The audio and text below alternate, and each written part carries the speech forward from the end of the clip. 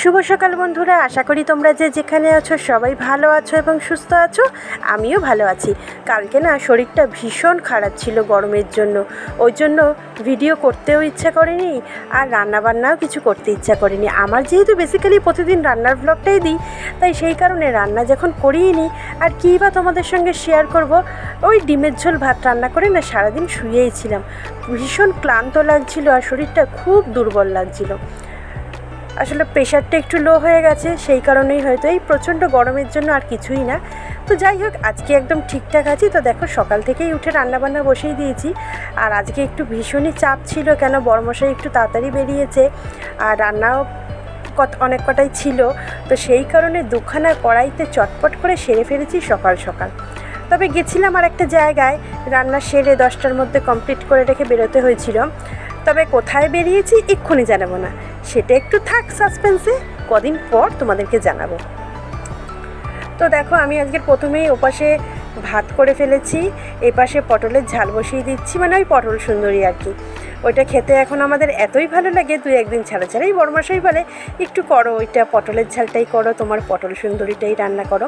তো সেই কারণে আমি তো আবার ওর কথা ফেলতে পারি না, তাই চটপট করে বসিয়ে ফেললাম। এখন যখন রান্নাটা আমি করছি তখন বাজে এই 6:40 মতো।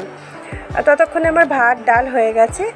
আর ওইদিকে দেখো ভাজাটাও বসিয়ে দিলাম, ওটা হচ্ছে কুদ্রি আলু ভাজা, পেঁয়াজ দিয়ে কুদ্রি আলু পেঁয়াজ একসাথে কেটে ঝিরিঝিরি করে সেই ভাজাটা করছি। এই ভাজাটা খেতেও না আমার বর ভীষণ ভালোবাসে, আমারও ভালো লাগে, একটু মিষ্টি মিষ্টি দিয়ে করি। ওদিকে ভাজাটা হচ্ছে, এদিকে পটল সুন্দরীও কমপ্লিট, আমি গরম মশলাটা ছড়িয়ে নামিয়ে দিচ্ছি।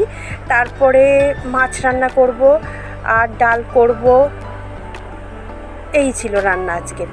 তো দেখো পটলটা কমপ্লিট হয়ে গেলে তোমাদের সঙ্গে গল্প করতে করতে, তাই আমি পটলটা এখন থালার মধ্যে ঢেলে নিচ্ছি। দেখেছো, দেখো আমার পটল কমপ্লিট। তো চলো এরপরে আমি কি বসাচ্ছি দেখো, মাছ ভাজা বসিয়ে দিলাম। প্রথমে কিছুটা মাছ ঝাল করে বরকে দিয়ে দিয়েছিলাম, যেহেতু তারা ছিল একসাথে, তখন অতটা মাছ করার সময়ও ছিল না, তো সেই কারণে পরে আবার আমাদের মাছটা করলাম। এদিকে ভাজাটাও নাড়িয়ে দিচ্ছি আর ওদিকে মাছটাও করেছি।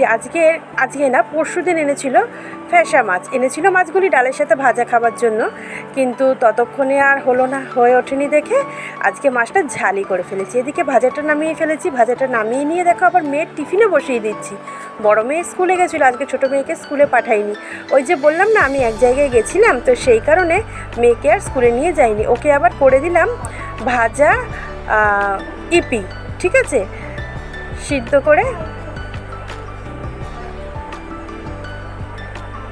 আমি ওদিকে ইপিটা সিদ্ধ বসিয়ে দিয়েছি, আর এদিকে দেখো পেঁয়াজ দিয়ে আলুটা ভাজা করে নিয়েছি। তার আগে একটা ডিম ফাটিয়ে ঝুড়ো করে নিয়েছিলাম, ইপিটা সিদ্ধ হয়ে যেতে ঝুড়িতে ছেঁকে ফেললাম।